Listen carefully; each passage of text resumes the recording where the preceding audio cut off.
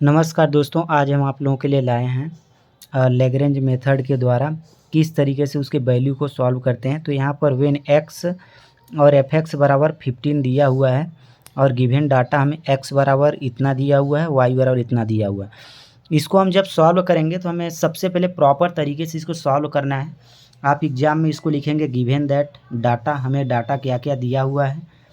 अब यहाँ पर मान रहे हैं आप हेयर, यानी कि x0 बराबर 5, x1 बराबर 6, x2 बराबर 9 और x3 बराबर 11। ये हमारा y जो है इसको आप y0, y1, y2, y3 भी मान सकते हो। और आपको यहाँ क्वेश्चन में बोल दिया है यदि कि f(x) ही ज्ञात करना है तो आप क्या करेंगे, f(x) मान लेंगे इसको। तो ये हो जाएगा f(x0), f(x1), f(x2), f(x3).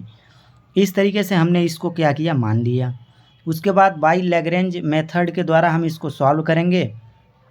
तो आप देख रहे हैं कि बाई लैग्रेंज का मेथड क्या होता है, f(x) बराबर x minus x1, x minus x2, x minus x3 गुणे f(x0). यहाँ f(x0) होगा, f(x1) होगा, f(x2) होगा, f(x3) होगा, इस तरीके से। और यहाँ पर ये फार्मूला आप याद रखना, यहाँ 1 हुआ तो यहाँ 0 होगा, यहाँ 0 होगा, यहाँ 0 होगा। एक बार शुरू में आपको ऊपर में x1, x2, x3 लिखना है, x के साथ माइनस करना है।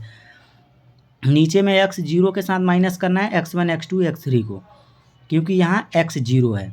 उसके बाद जब यहाँ x1 हुआ तो यहाँ पर x1 नहीं आना चाहिए, यहाँ ऊपर में x1 नहीं आना चाहिए, नीचे में पूरे में x1 रहेगा। x1 को माइनस करोगे आप x0 से, x2 से, x3 से, यहाँ x2 आ गया। यानी कि अब ऊपर नीचे में आप x2 रहेगा, ऊपर में x2 कहीं पे नहीं आएगा। तो नीचे x2 को माइनस कर देंगे किससे, x0, x1, x3 से, x2 भर छोड़ दोगे आप। तो x2 minus x1, x2 minus x1, x2 minus x3।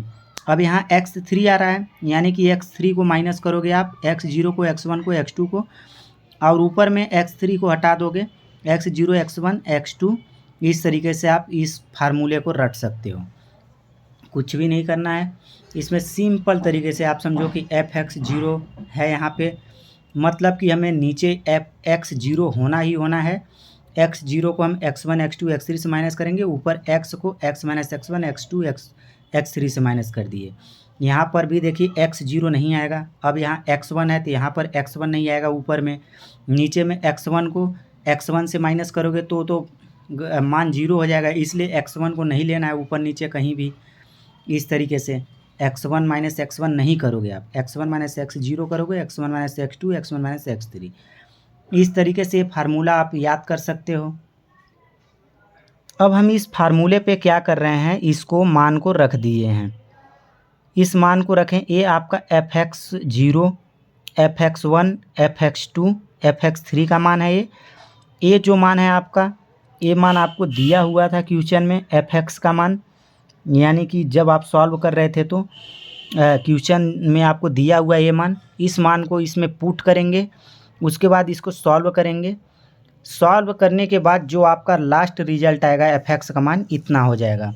तो इस तरीके से लैग्रेंज मेथड को हम सॉल्व करते हैं। इसमें कोई भी डाउट हो तो आप कमेंट करके हमें ज़रूर बताइएगा। इस तरीके से आपको क्वेश्चन दिया रहता है। इस क्वेश्चन को x1, x0, x1, x2, x3 मान लेते हैं। इसको यदि f(x) न दिया रहता आपको क्वेश्चन में तो आप इसको y0, y1, y2, y3 भी मान सकते थे। इस तरीके से इसका फार्मूला होता है। और इस फार्मूले पे हम क्या करते हैं, इसको सेट कर देते हैं, और इस पर सेट करने के बाद इस तरीके से इसका हमारा आंसर आ जाता है। तो ये इस तरीके से हम लैग्रेंज मेथड को सॉल्व करते हैं। यदि आपको वीडियो अच्छी लगी हो तो लाइक कमेंट ज़रूर कीजिएगा और बताइएगा कि आपको वीडियो हमारा कैसा लगा। यदि वीडियो अच्छा लगा हो तो लाइक कमेंट करें और सब्सक्राइब करें चैनल को। जय हिंद दोस्तों।